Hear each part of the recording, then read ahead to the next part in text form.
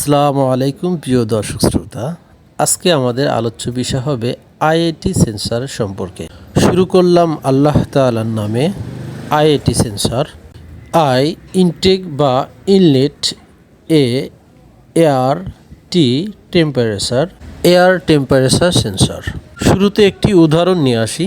যেমন আমরা গরম বাতাস যখন মুখ দিয়ে টানি তখন কেমন অনুভব হয়, আর যদি বাতাসটা ঠান্ডা হয় তখন আমাদের কেমন অনুভব হয়। ঠিক তেমনি আইএটি সেন্সর ইঞ্জিনের ভিতরে যে বাতাসটা যায় সেই বাতাসের তাপমাত্রা কেমন, গরম না ঠান্ডা, এটা নির্ণয় করে।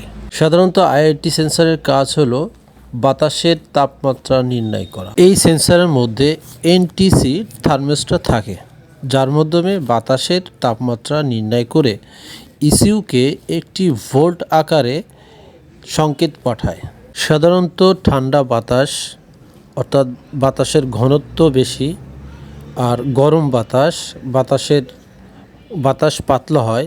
সেক্ষেত্রে ঠান্ডা বাতাস তেল বেশি, গরম বাতাস তেল কম স্প্রে করে। কারণ ঠান্ডা বাতাসে অক্সিজেন হার বেশি থাকে আর গরম বাতাসে অক্সিজেন হার কম থাকে।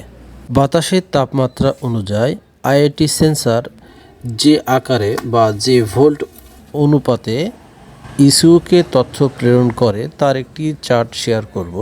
যেমন -10 ডিগ্রি সেলসিয়াসে সিগন্যাল ভোল্টেজ হবে 4.6 হতে 4.8 ভোল্ট পর্যন্ত। 0 ডিগ্রি সেলসিয়াসে 4.2 হতে 4.5 ভোল্ট। 10 ডিগ্রি সেলসিয়াসে 3.6 হতে 4.0 ভোল্ট। 20 ডিগ্রি সেলসিয়াসে 3.0 হতে 3.4 ভোল্ট। একই ধারাবাহিকতায় বাতাসের তাপমাত্রা বৃদ্ধির ফলে সিগন্যাল ভোল্ট কমতে থাকবে।